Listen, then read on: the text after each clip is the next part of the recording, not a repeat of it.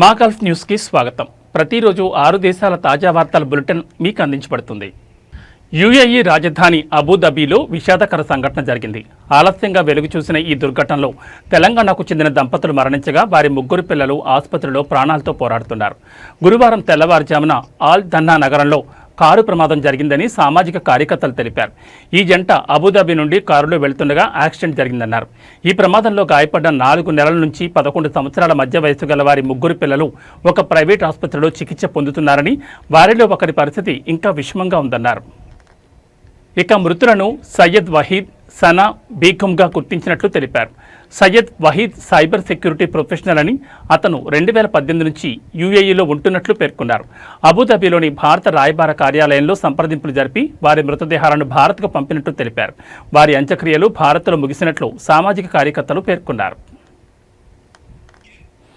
Gulf cooperation council దేశాలలో నివసిస్తున్న విదేశీయులు నేరుగా పోర్ట్ ఆఫ్ ఎంట్రీ వద్ద జారీ చేయబడిన టూరిస్ట్ వీసాతో కువైట్లోకి ప్రవేశించడానికి అనుమతించనున్నారు. మొదటి ఉప ప్రధానమంత్రి, అంతర్గత మంత్రి షేక్ ఫహద్ అల్ యూసెఫ్ 2025 మంత్రిత్వ తీర్మానం నంబర్ 1386ను జారీ చేశారు. కొత్త నిబంధనల ప్రకారం అర్హత కలిగిన ప్రయాణికులు ఆన్ అరైవల్ టూరిస్ట్ వీసాకు అర్హత సాధించడానికి కనీసం 6 నెలల చెల్లుబాటు అయ్యే జీసీసీ నివాస అనుమతిని కలిగి ఉండాలి. ఈ నిర్ణయాన్ని అమలు చేసే బాధ్యత మంత్రిత్వ శాఖ అండర్ సెక్రటరీకి అప్పగించారు.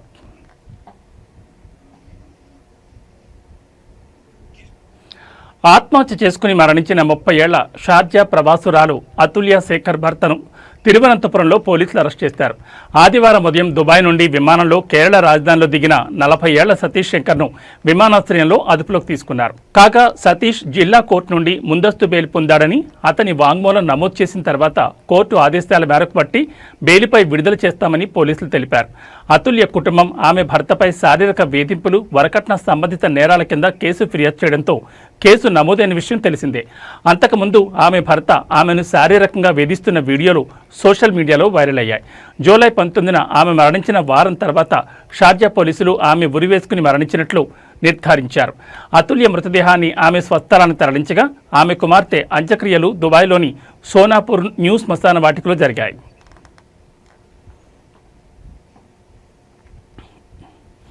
ఒమానీ జాతీయ ఐడి కార్డు చెల్లుబాటును ఒమానీ పాస్పోర్ట్ చెల్లుబాటుకు అనుగుణంగా ప్రస్తుతం ఉన్న 5 సంవత్సరాల నుంచి 10 సంవత్సరాలకు పొడిగించినట్లు రాయల్ ఒమాన్ పోలీసులు ప్రకటించారు.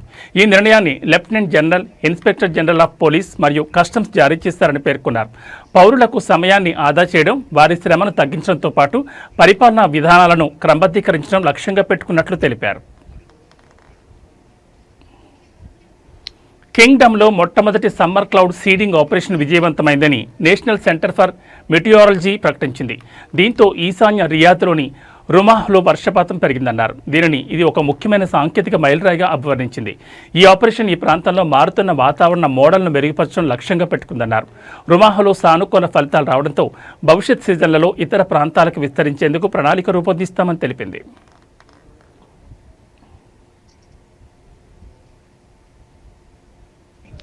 బహ్రెయిన్లో సెప్టెంబర్ ప్రారంభంతో కొత్త విద్యా సంవత్సరం ప్రారంభం కానుంది. బహ్రెయిన్లోని ప్రైవేట్ పాఠశాల రవాణా సంస్థలు విద్యార్థులను ఆకర్షించడానికి ప్రచారాలను ప్రారంభిస్తున్నాయి.